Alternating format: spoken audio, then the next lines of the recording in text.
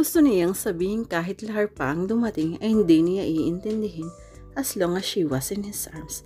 Pero hinihila na siya ng binata pa uwi dahil sa unti-unting paglakas ng mga patak ng ulan.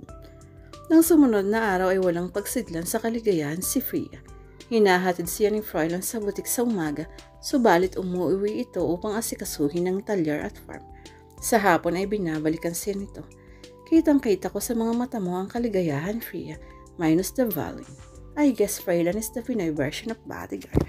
Tukso ni Elisa. Oh, I love him, Elisa. And I thought I love Mark. Hindi ko alam na ganito pala ang nararamdaman ng umiibig. Natatawang sabad niya. Oh, I had crushes during high school and college days, pero walang ibang nakapagparamdam sa akin ng ganito, maliban kay Froilan. And I never believed in love at first sight. 2 linggo na mula mangyayari iyon. Ano ang plano ninyo ni Froilan? Tanong ng dalaga na inabot sa customer ang plastic bag na napapalooban ng pinamili nito. Muli siyang binalingan ni Elisa nang hindi siya sumagot.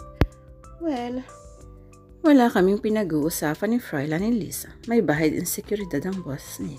Halos gabi-gabi nasa bahay siya and we spend 1 or 2 hours together pero wala kaming napag-uusapan ano pa man tungkol sa aming relasyon. Kung sa bagay parang ngayon pa lang talaga kayo lubusang nagkakakilala. Hindi na kumibo si Priya pero pinag-iisip siya ng sinabi ni Elisa. Binilikan sa isip mga panahong magkasama sila ni Froilan. Sa loob ng 2 linggo ay nakadalawang panood na sila ng sine. Minsan na silang kumain sa labas bago sila usumuwi. Kung hindi naman ay sa kanila na naghahapunan ng binata. Pagamat hindi na naulit ang mainit na tagpo sa loob ng kotse nang masiraan sila, ay kitang-kita pa rin niya sa mga mata ni Froilan ang passion and desire. At hindi na ito napipigil sa mga panakaw na yakap at halik tulad na lang nitong nakaraang linggo na nasa kanila ang binata. Nasa beranda siya sa likod at nagdidiling ng halaman nang mula sa kung saan ay yakapin siya nito mula sa likod. I like her smell. Wika nito sa pagitan ng paghalik sa batok, buhok at tenga niya. Ano ba? Malambing niyang sagot. Ginulat mo ako. Pilit niyang iniiiwas ang leg niya dito.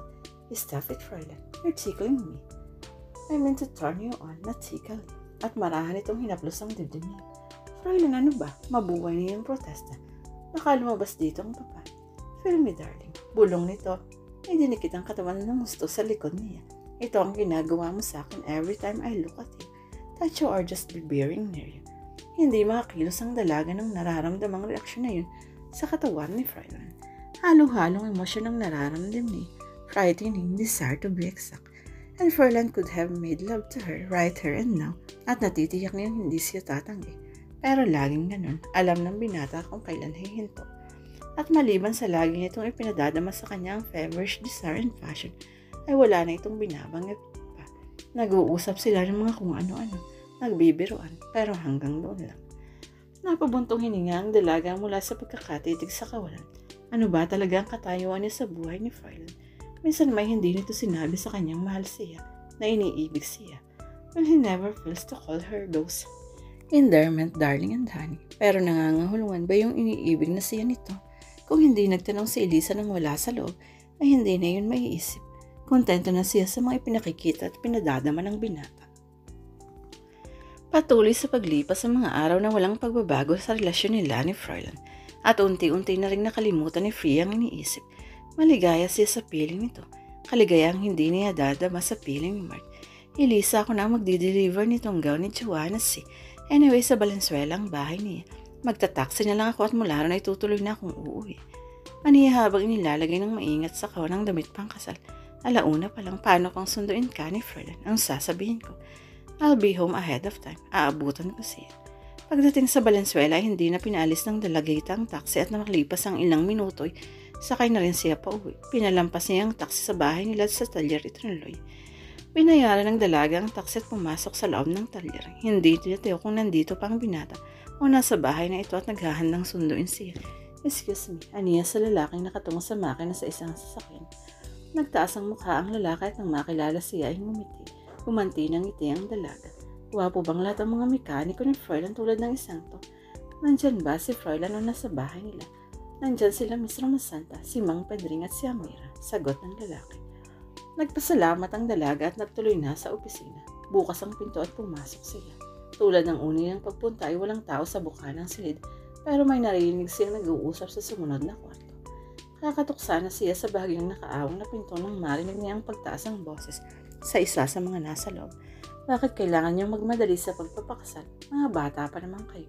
Sa boses nito ay nahihinula ng dalaga na ama ni Froilan ang nagsasalita. Yan ang napagkasundoan namin, hindi ba Froilan? Boses ni Amira. Pinagpasyahan mo na ba ito, Froilan? Bago niyo pa man sinabi sa akin. Napag-usapan namin ni Amira ang tungkol dyan, tatay. Ani Froilan sa ama. Hindi malaman ni Freya kung paano siya nakalabas ng silid at namamanhid ang buo niyang katawan sa napakinggan niya. Magpapakasal si Froilan sa ibang babae habang tila siya hibang na umiibig dito. Sa silid niya inilabas lahat ng dalagang mga luha sa daan pa lamang ay pilit nang dumadali. Kung hindi pa siya napaga ng uwi ay hindi niya matutuklasang. Niloloko at pinaglalaroan lamang siya nito. Pinagsusuntok niya ang mga una niya sa sama ng loob.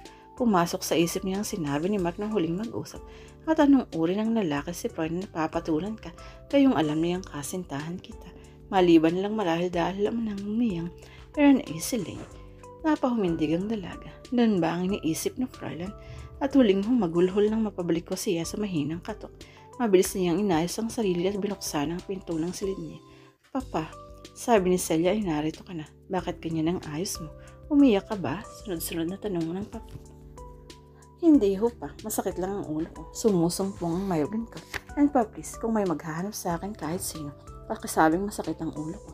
Ayoko makapag-usap kahit kanino. Papa. Naghihinalang tinignan siya ni Antonio. Ang ibig mong sabihin ng kahit sino ay kahit si Froilan? Ganun ba? Nagkagalit ba kayo, Priya? Hindi ho. Ayaw ko lang muna talagang makiharap kahit kanino.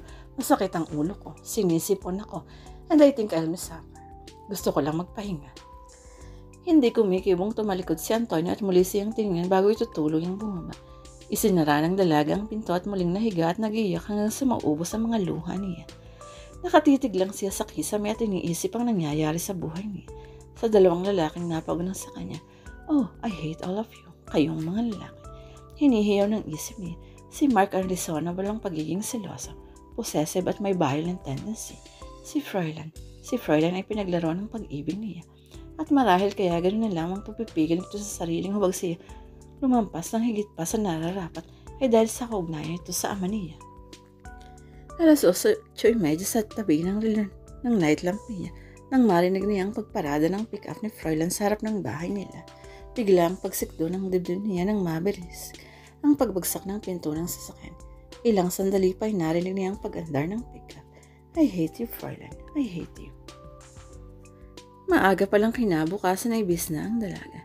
Hindi niya uubusin ang luha at panahon niya sa walang kwentang lalaki. Naisip niya ang kasalanan na rin niya kung bakit siya pinaglaruan ni Froilan. Hindi niya nagawang kontrolin ang atraksyon niya para dito. Kung si Elisa una pa man ay nahahalata ang damdamin niya, ganun din si Froilan. At sinamantala nito ang pagkagaga niya. Nabus marahil ang ego ng lalaking iyon dahil hindi siya nalungkot sa paghiwalay nila ni Mark. At dahil dito ay iniwan siya ni Mark at ipinagpalit niya si Mark dito. Huminga ng malalim ang dalaga. Naroon pa rin ang sakit sa puso at pride at matatagalan marahil bago siya makarecover. Nakibit ang balikat na tinignan niya ang sarili sa salamin. Si Tennyson ba ang nagsasabing it is better to love and lust than not to have love at all? Ewan niya kung sino ang sumulat ng famous line na yan. At tama siya. At least alam niya kung paano umibig, ang magkaroon ng kulay ang paligid. And next time kung mayroon bang next time, magiging maingat na siya sa pagpili ng mamahalin. Iiwasan niya ang lalaking kung tumitig ay matutunaw ang pinakamatigas mong bato. She'll get by. Aniya atas ang noong bumaba ng hagdan. Kararating lang ni Antonio galing sa pagtakbo at pawisan pa. Iya, you're very early. May appointment ako ng breakfast ng client ko pa. And don't argue because I'll drive my car. Naroon ang firmness sa tinig niya. Nagkinatas ng kilay ni Antonio. Umalik si Freya sa pisngi ng ama. Bye, matagal nang wala sa garahe ang anak, ay nakatitig pa rin si Antonio. Sa shop ay nagulat pa si Elisa nang datna niyang bukas na ito at naroon na si Freya. This is a surprise. Maaga ka bang inihatid ni Froilan? Inihinto ng dalagang ginagawang mga designs. From now on, my dear friend, close book ng lalaking iyon. Inilapag ng dalaga ang bag niya sa mesa. Nag-away ba kayo dahil hindi kaniya dinatnan dito kahapon? Pero hindi siya mukhang galit at ang sabi pa nga ay baka nagkasalisi kayong dalawa. I don't want to talk about him right now, Elisa. Maybe some other time. Pero huwag ngayon. Pag okay na ang dibdib ko, I feel you in. In the meantime, I just want to get him out of my mind. So please ikaw na ang lahat ng tumanggap ng mga telephone calls. Pag siya, tell him anything basta wag mo lang akong ipakausap. That is if he still bothers to call me. Baka by now ay nagpapasalamat pa rin iyong ako na mismo ang umiiwas. Tuloy-tuloy lang sinabi sa nakatangang si Elisa. Sa maghapong iyon ay 4 na beses tumawag si Fräulein. Freya, please, naghihinala na si Fräulein sa huling tawag niya at alam kong hindi siya naniniwala sa mga dahilan ko. Nagugulang wika ng dalaga. Please, Elisa, hindi ko pa rin siya gustong kasapin kahit ano pang sabihin mo. Muling tumunog ang telepono sa sandaling iyon. Nagkatingin niya ng magkaibigan. Suminyas ang hindi si Freya kung si Fräulein. Alang-aling dinampot ang dalagang telepono. Hello, Mark. Sinulya pa ni Elisa ang kaibigan at nagsalubong ang kailay ng marinig ang pangalang binanggit ni Elisa. Si Mark gusto kaniyang kausapin. Anong gusto niya? At kinuha nito ang telepono mula sa kaibigan. Hello, yes Mark. Wala na tayong dapat pang pag-usapan. Alam mo hindi ba? Nakamasid lang si Elisa hanggang sa ibaba ng dalagang telepono. Gusto ko munang umuwi, Elisa. Ani Freya, bahala ka na muna dito. These men are fast. Gusto akong makausap ni Mark ng harapan at mapilit siya kahit ayoko. Ayokong abutan niya ako dito. Tinampot niya ang bagat matapos mag-iwan ng bili na lumabas na. Naiwang iiling-iling si Elisa. 1 oras pa lang mula nang makuwi siya ay dumating si Mark sa bahay nila. Wala siyang magawa kundi kausapin ito. Wala pang kalahating oras ay umalis na rin ito. Natanaw pa nang parating na si Fräulein ang pag-alis ng kotse nito. Good afternoon, Ninong. Si Mark ho ba yung nakita kong galing dito? Tanong nito habang lumilinga. Hinahanap si Freya. Siya nga iyo. Maupo ka at ipatatawag ko si Freya. Nasa itaas sa silid niya. Huwag na ho, Ninong. Naniliya kung hindi siya bababa. Baka sanggalit sa tinig ng binata. Gusto kong hingin ng pahintulot ninyong panhikin at kausapin siya sa itaas. Ngumiti si Antonio. Mahaba pang panahong ibinigay ko sa iyo, Fräulein. Panikin mo ang anak ko at tiyakin mong pagbaba mo ay magagawa mo ng sabihin sa akin kung kailan kayo mamamanhi ka ng tatay mo. Hindi kita patatawarin kung hindi mo magagawa yun. Sandaling napatitig sa matanda si Fräulein bago nag-aatubaling pumanik sa itaas. Muntik nang mabitawan ni Fräulein ang brush ng malingunan kung sino ang pumasok at muling nagsara ng pinto. Anong ginagawa mo rito? Gulat niya ang tanong. Anong ginagawa dito ni Mark? Tanong din ng binata. Kaya ba mula kahapon ay iniiwasan mo ako dahil nagkabalikan kayong dalawa? Nagliliyab ang mga mata nito sa galit. Anong pakialam mo sa akin? Ganting sagot ng dalaga. Ewan ko kung bakit hanggang sa privacy ng kwarto ko ay nakararating ka. Sobra na ang hindi niya tapos ang sasabihin dahil marasi ang pinahawakan ni Fräulein sa braso. At pinaglalaroan mo lang ako ha? Wika nito na nagtatagi sa mga bang. And look who's talking. Sagot ng dalaga na sinasalubong ang galit sa mga mata nito. Kung galit ito ay lalo si. Anong ibig mong sabihin ha? Hinigpitan niyang lalong pagkakahawak sa braso nito. Kahit nasasaktan na hindi dumadaing dalaga. And to think I almost believe that you love me. Sarkastikong wika nito. At isiping muntik mo na rin ako mapaniwalang mahal mo ako.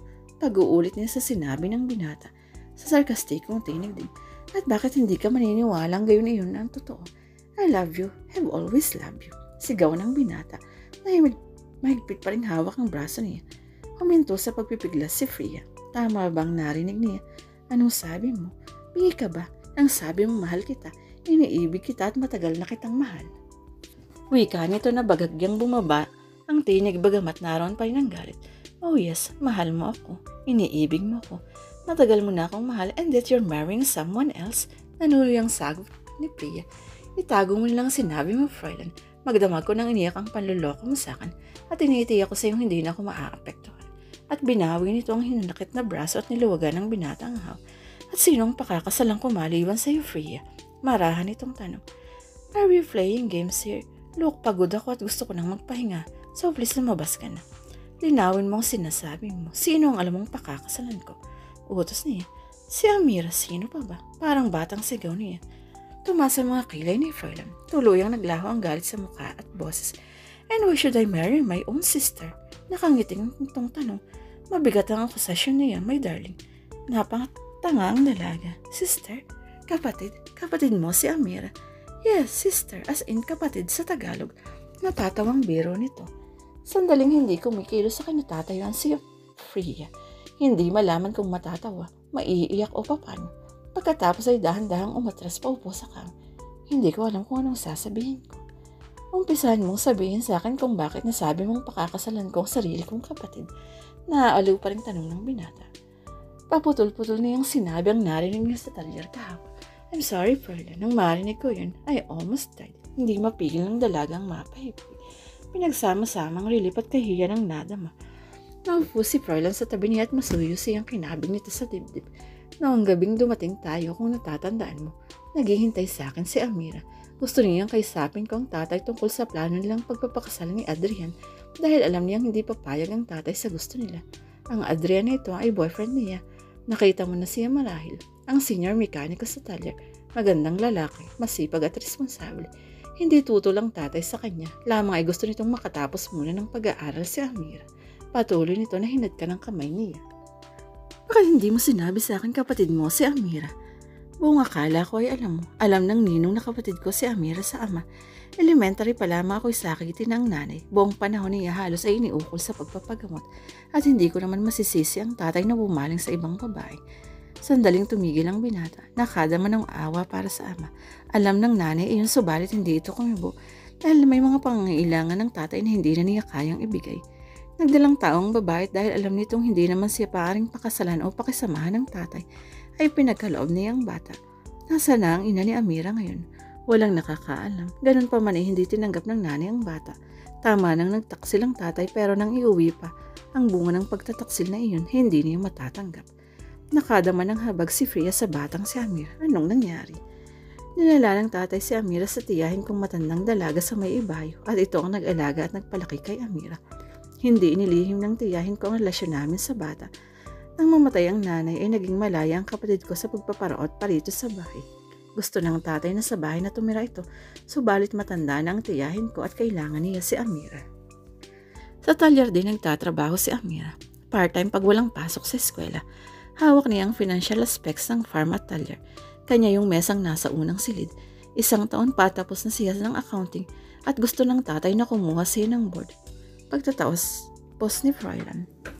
Pero kinausap mo ang tatay mo para payagan silang makasal ng boyfriend niya. On the contrary, ginawan ko ng paraan na huwag silang magmadali and to my advantage. Anong ibig mong sabihin? Sinabi ko sa kanya na pag nag-asawa siya sa taong ito ay baka maantala ang plano kong pakasalan ang pinakamagandang mukhang nakita ko. Botong-boto si Amira sa iyo at tuwang-tuwa siya sa prospect na isa siya sa magiging abay sa kasal natin considering that Elisa would be the maid of honor and Carla sa best man. Isang mahabang paghinga ang pinakawala ng dalaga. Oh, Fräulein, I'm sorry for doubting you. Sagutin mo ang tanong ko kanina bakit naparito si Mark. Formal ang tinig nito. Gusto niyang magkabalikan kami. Pinatawad ko siya, pero hindi ko na siya matatanggap ang muli kahit na nasa isip ko ay mawawala ka sa akin. Wala akong pag-ibig sa kanya, Fräulein. I realized that when I met you. Inawaran ng iglap na halik sa labi ni Fräulein ng dalaga. Yun na ang hinala ko nung una pa man. Why else you seem to be in trance every time I look at you? Nang i-announce si Mark ang tungkol sa pagpapakasal ninyo, ay talo ko pa ang inalisan ng hinanga. Pero nang tinahan kita, ay hindi ka masaya at lagi kang nakasulyap sa akin. Naisip ko masandaling iyon na paragang gusto mong tumakbo at yumakap sa akin kaysa sa kanya. Oh, how did you guess? Was I really that obvious?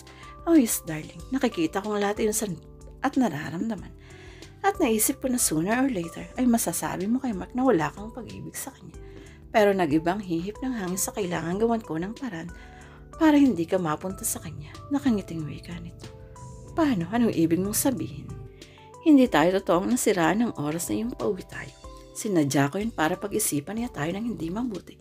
Yun na lang ang huling pag-asa ko sa maliban sa kinabin ka at huwag nang iuwi. Paano kung hindi naapektuhan si Mark at naniwalang nasiraan tayong totoo? One reason why we took another route. Alam ni Carlo yun pero natitiyak kung hindi niya sasabihin. Kung nagwawala si Mark na driver mo lang ako, how much more kung magkakasama tayo ng ilang oras hanggang sa mag-umaga than give a very weak alibi considering na mekaniko ako. At idagdag pang galit na siya nang pauwi tayo dahil ako pa rin ang kasama mo. Biglang pumarmal si Freya. Umupo ng tuwid at tuminga ng malam. So the kisses that we shared that night, my blouse were all part of the game? Perhaps, kumbaga para magmukhang effective ang tricks mo. Sumbat niya.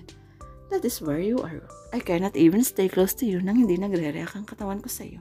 I have never wanted to love anyone as much as I wanted and love you, darling. At kay tagal kong inalagaan ng damdamin niya. And I love you too. Sinihil siya ng halik ng binata. Mabusok at nag-aangkin. Kasabay niya na yung unting-unting paghihila nito sa kanya pahiga sa kama. Fräulein ang papa. Nag-aalalang sinabi niya sa pagitan ng mga halik ng binata. Nilako ang pinto pagpasok ko. Besides, I won't be forgiven kung hindi ko gagawin ang sinabi niya. Ano man ang gusto pang sabihin ng dalaga, ay tuluyan ang nilunod ang mga halik ni Fräulein. Ang giliw niyang driver na mekaniko pa. Nagpakasal sina Fräulein at Fria at tuwang-tuwa ang kanilang mga ama dahil silang dalawa ang nagkatuluyan. Sa kwento pa lang nila ay natitiyak ko ng magiging maligaya si Fria sa feeling ni Fräulein sa araw-araw na kanilang ipagsasama habang buhay.